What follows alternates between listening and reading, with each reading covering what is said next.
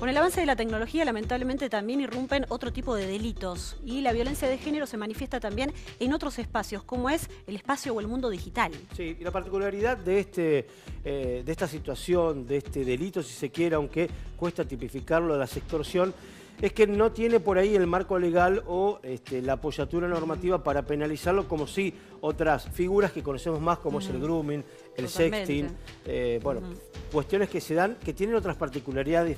Justamente por eso queremos hacer hincapié en esto, ¿no? Sí, sin dudas, pero tiene que ver con modalidades de violencia que están relacionadas con este avance de la tecnología, que también genera herramientas para aquellos que quieren delinquir o generar algún tipo de incomodidad, de molestia, de perjuicio sobre una persona. Vamos a tomar el caso particular de una mujer de La Plata que estuvo aquí en Bahía Blanca y que vivió una verdadera pesadilla hace algunos años atrás con este vacío legal y la situación que le tocó vivir. Una compleja historia que después reconvirtió en una situación de compromiso social de esta mujer. Pero primero se cuenta qué le pasó para entender un poco de qué hablamos cuando mencionamos extorsión, y además en un rato se lo explicamos mucho más.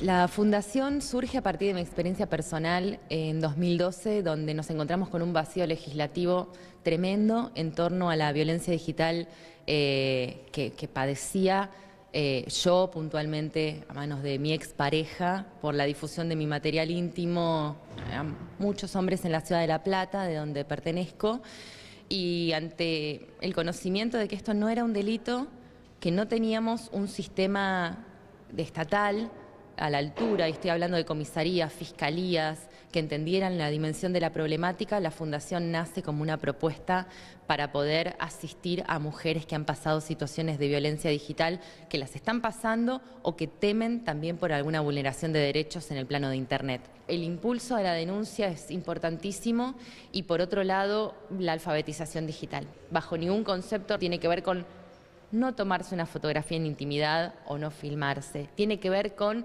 ser conscientes de nuestros derechos digitales y pedir el respeto, exigir el respeto, y eso tiene que ver muchísimo con, básicamente, el fortalecimiento digital y con el empoderamiento.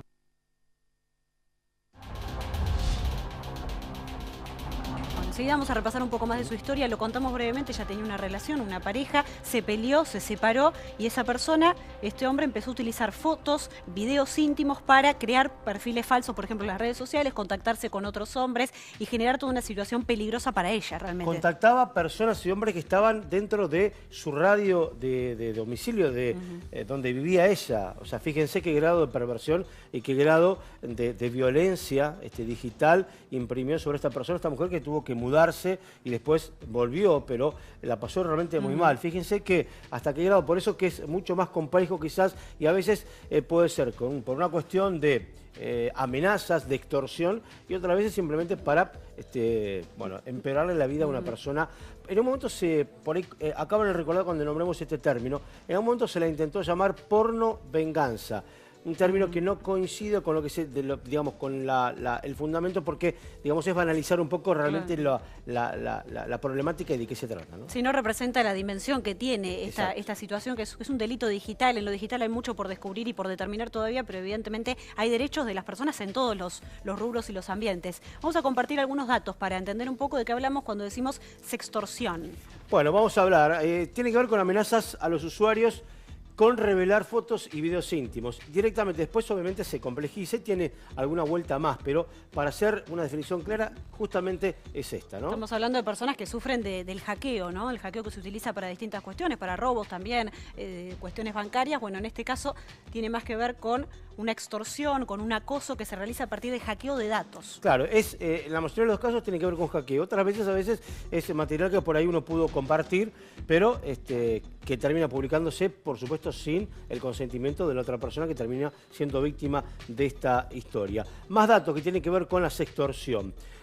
Después, obviamente, al momento de llegar a esa extorsión por ese material que tiene cautiva la persona que comienza a amenazar a la otra, puede ser que sea por un cambio de favor sexual o bien por dinero. Y se utilizan, cuando hablamos de dinero, Delphi, le contamos a la gente el Bitcoin, que es esta moneda virtual, que obviamente deja muy poco rastro dentro de lo que es el ámbito digital, ¿no?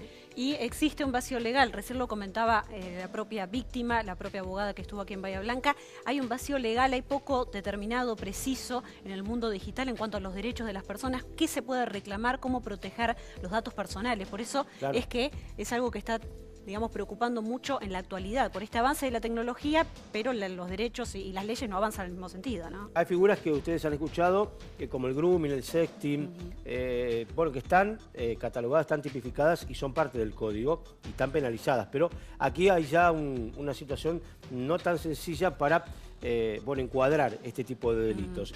¿Cómo evitarlo? No hay ningún secreto en este caso. Tiene que ver con mucho cuidado cuando uno maneja las redes y cuando maneja su propia computadora vinculada a lo que es la propia web, la propia red, ¿no? Por ejemplo, no enviar imágenes íntimas a nadie, por más confianza que haya.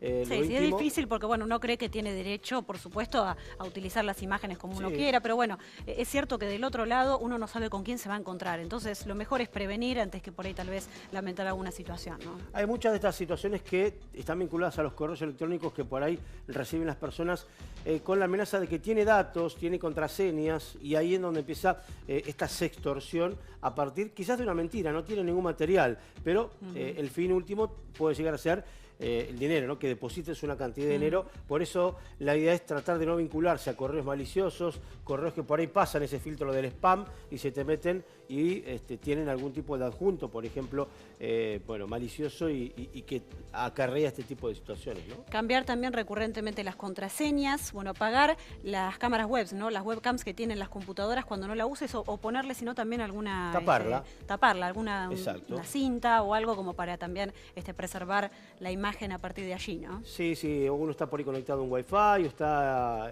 conectado a la red, puede ser que algún hacker habilidoso ingrese a tu computadora y encienda o vea a través de la cámara de la webcam. Entonces, por eso, cuando uno no la está utilizando en un chateo o lo que sea, bueno, taparla.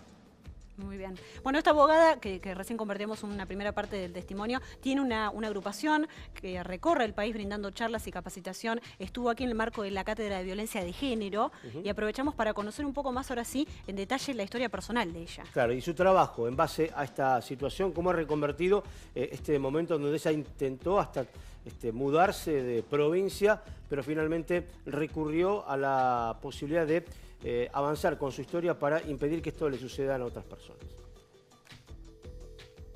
Todavía estoy en juicio después de 6 años. Una de las grandes falencias del sistema, desde 2014 que hice la denuncia y 2012 cuando empecé a padecer este tipo de hechos dañosos.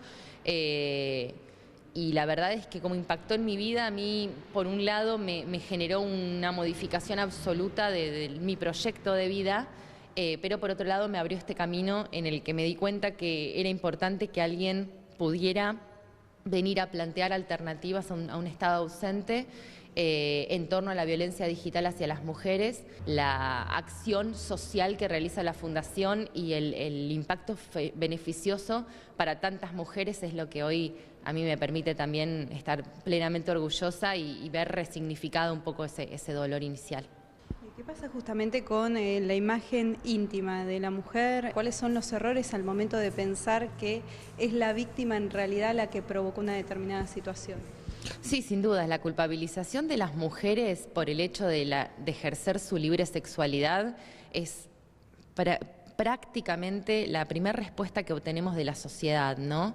Y tiene que ver con que la sexualidad de las mujeres, su desnudez, es condenada, es repudiada, se utiliza como un producto de consumo, hay mucho morbo en torno a eso. Entonces, de repente, la comunidad entera favorece la criminalización de la víctima y de estar padeciendo lo que padece, cuando en realidad el foco se debería hacer sobre el agresor.